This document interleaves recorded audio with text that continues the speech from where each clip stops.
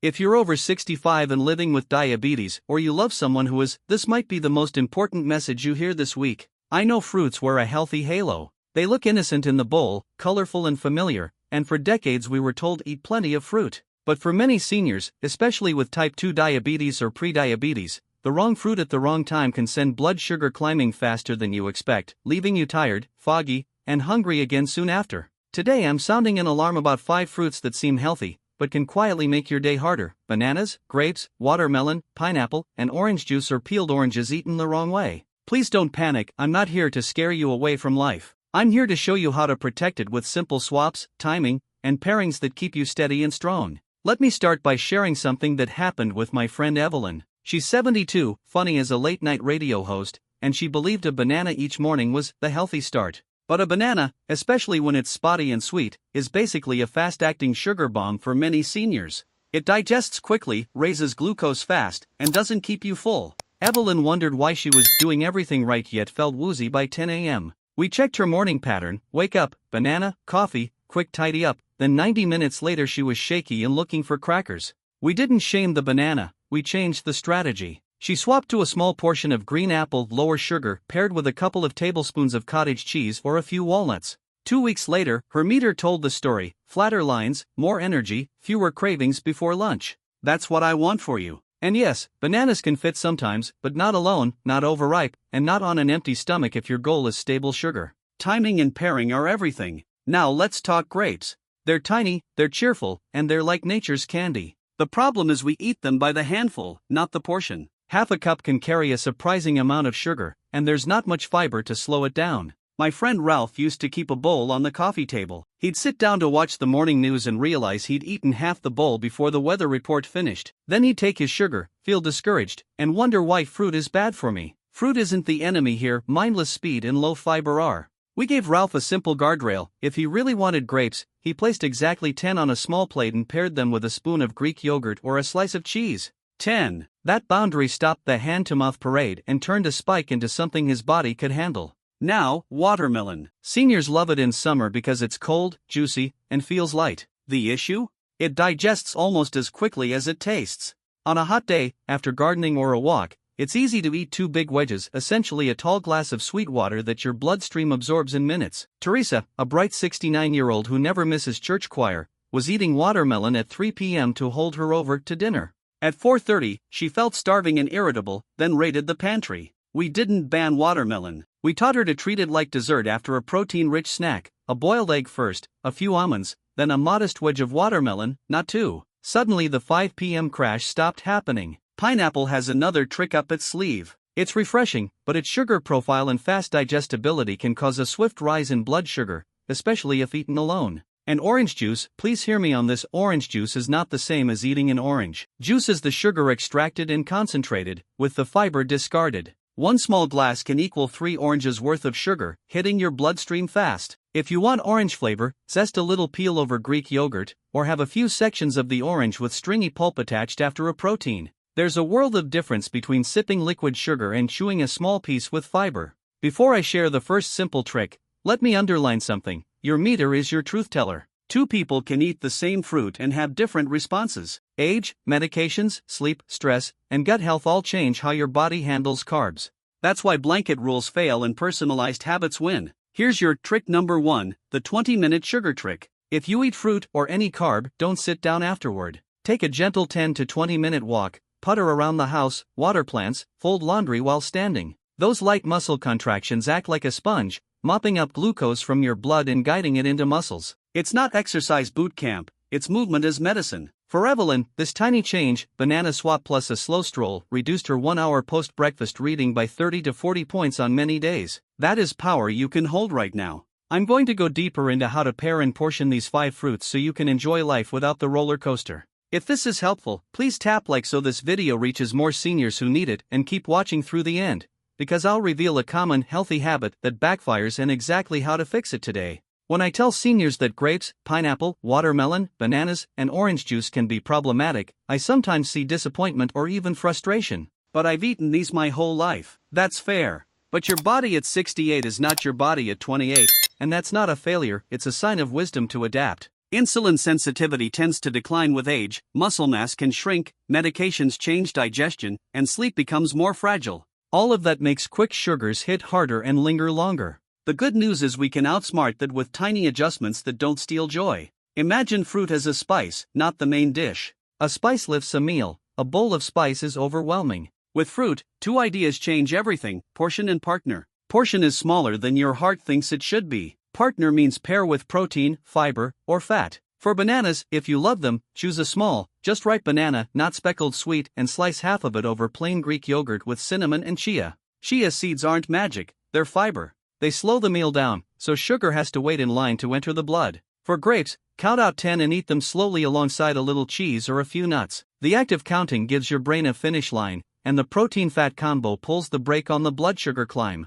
For watermelon, treat it as a dessert after a savory snack, a turkey roll-up, a boiled egg, or a spoon of peanut butter on celery. Watermelon first means spike and crash, watermelon last means sweet and steady. Pineapple? Think salsa, not slices. Chop a small amount into a salsa with cucumber and cilantro and put a spoonful on top of grilled fish or chicken. You get the taste you crave, not a sugar flood. For orange, prioritize the fruit over the juice, and keep the stringy bits. Better yet, use zest in a few sections to brighten a protein rather than pouring a glass. And if you adore orange juice, consider watering down a 2-finger pour and sip it with a protein-rich breakfast, not alone. My friend Marco used to start his day with a tall glass of OJ for vitamin C. But that vitamin C comes with a glucose cloud that can block your morning energy. We try to switch: scrambled eggs with spinach, then a small orange section and eaten slowly, chewing the pulp. He messaged me the next week, "I don't need a nap at 10 a.m. anymore." It wasn't willpower. It was architecture rebuilding meals so sugar lands softly. Another quiet saboteur is the time of day you eat fruit. In the morning, when stress hormones can naturally be higher, many people are more sensitive to simple carbs. Late afternoon or after a balanced lunch, the same fruit may land better. Not for everyone, but for many seniors, moving fruit later smooths the graph. Test this with your meter. Try half a banana at 8 a.m. one day, then the exact same half after a protein-rich lunch another day. Watch your numbers, let your body write the rulebook. Now here's trick number 2, the first bite rule. Whatever you eat, let the first 3 bites be protein or fiber. Eggs, Greek yogurt, a small piece of chicken, a few forkfuls of salad, anything that tells your stomach, slow down. That first bite signal can blunt the spike even if fruit appears on the plate later. Teresa used to grab a chunk of pineapple the second she opened the fridge. I asked her to make a deal: first, 2 bites of cottage cheese, then her pineapple, measured and enjoyed. The difference was dramatic. She got to keep the taste she loved and lost the roller coaster she hated.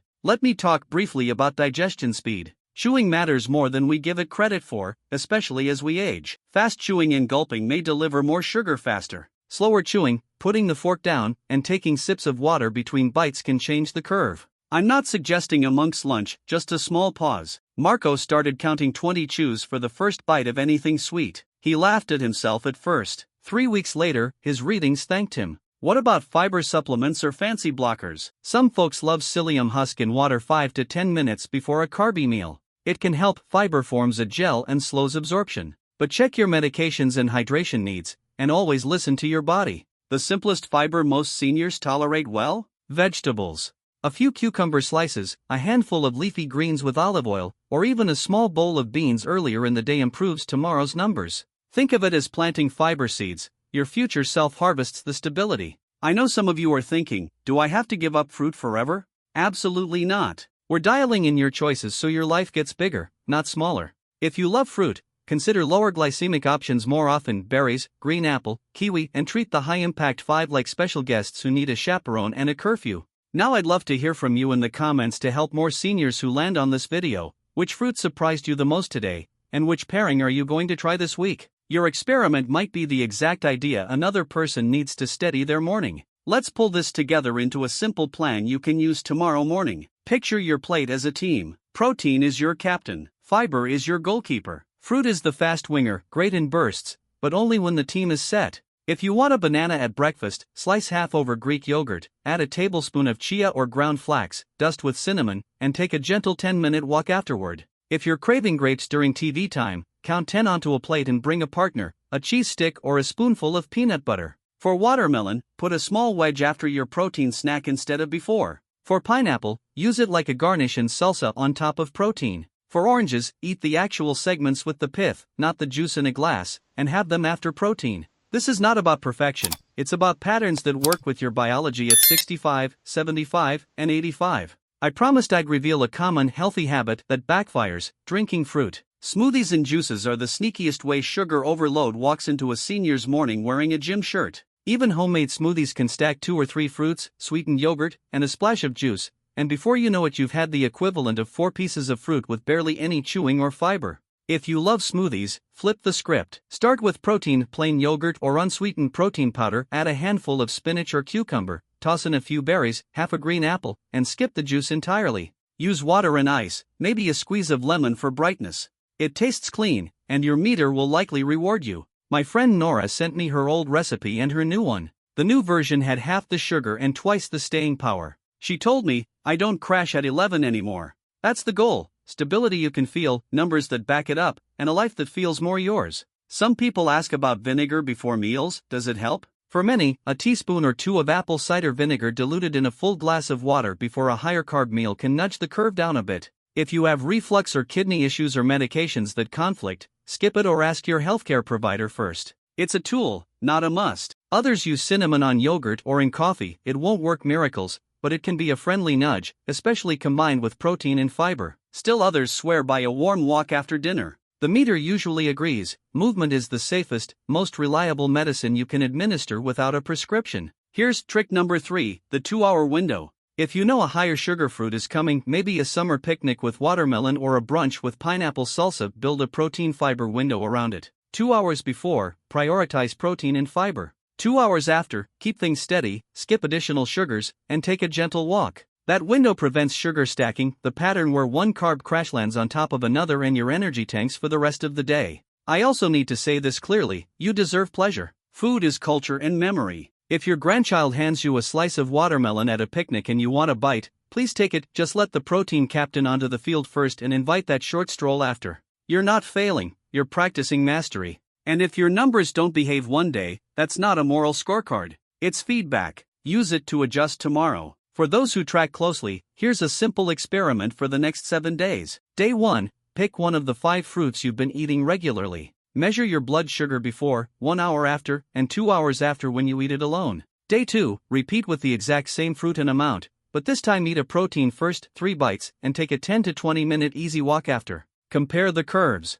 Most seniors see a meaningful difference. Day 3, test time of day, morning versus afternoon. Day 4, test chewing speed. Day 5, test portion size. Day 6, try a lower sugar fruit replacement like berries. Day 7, pick your winner and make it your new default. In 1 week you'll have your own personalized playbook. You don't need to memorize glycemic indexes. Your meter is better than a textbook because it speaks your body's language. Finally, a word about identity. You are not a diabetic. You're a person who is learning how to steer your energy, protect your brain, and keep your body strong. Swapping the wrong fruit at the wrong time for the right fruit with the right partner is not a diet, it's a skill. Skills get easier with practice. They become automatic. My friends Evelyn, Ralph, Teresa, Marco, and Nora didn't change who they are. They changed how they do mornings and afternoons. And the reward wasn't just better numbers, it was a calmer life. If this video helped you, share it with someone you love who might be confused by healthy-sounding habits that aren't helping. And tell me in the comments what you're going to try this week: half a banana with Greek yogurt?